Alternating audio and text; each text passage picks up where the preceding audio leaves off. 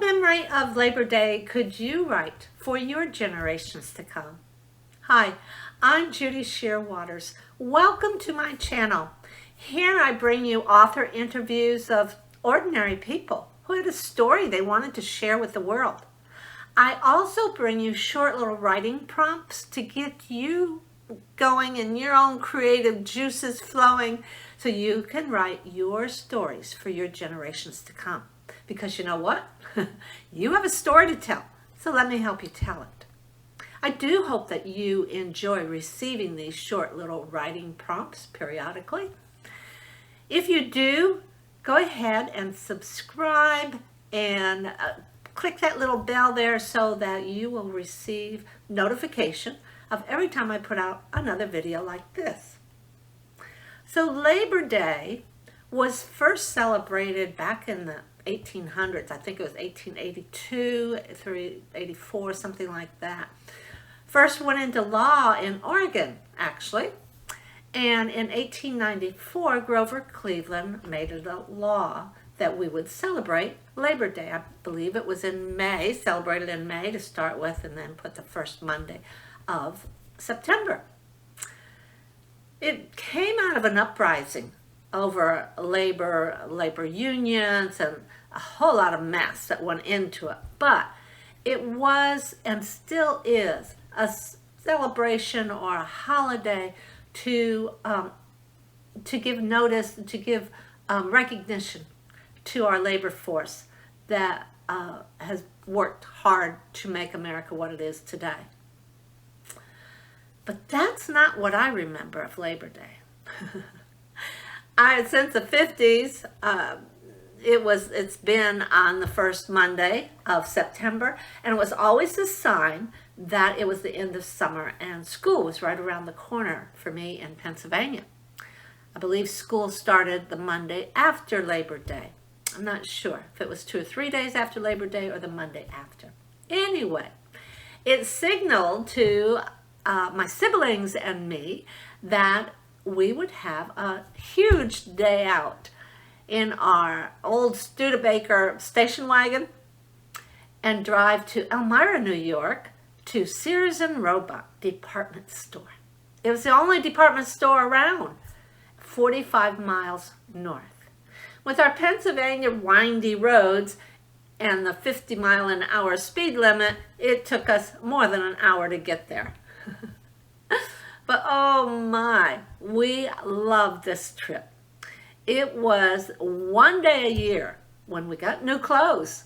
Oh yes, it was mostly underwear, socks, t-shirts, slips, things like that. We did get shirts, we got some dresses, and shoes. We always got a new pair of shoes. It was the one day a year that our parents really splurged on clothing.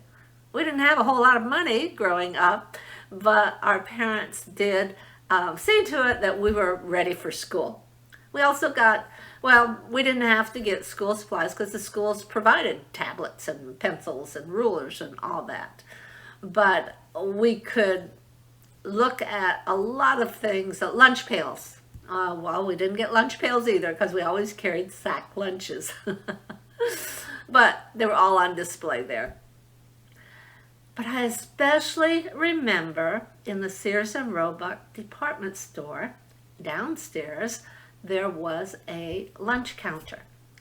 And this lunch room had tall, round tables for people to stand at while they were eating their lunch. And lunch, I can only remember that they served hot dogs and pop. We called it pop. Now we call it soda. That's all I remember them ever serving. I'm sure they had other things, but we always had one hot dog and one small glass of soda. We never had soda at home, so this was a huge treat for us.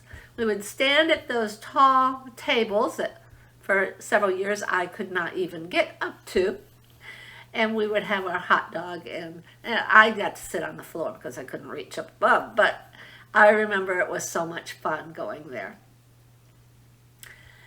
And then when we, on our way home, We would stop at Grandma's house and open all of our packages and show her all the wonderful findings that we had to start our school year with.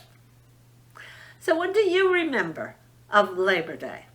It could be a tradition that your family had, or perhaps it was just one Labor Day in particular when you went out to the lake with the family, or you were camping somewhere.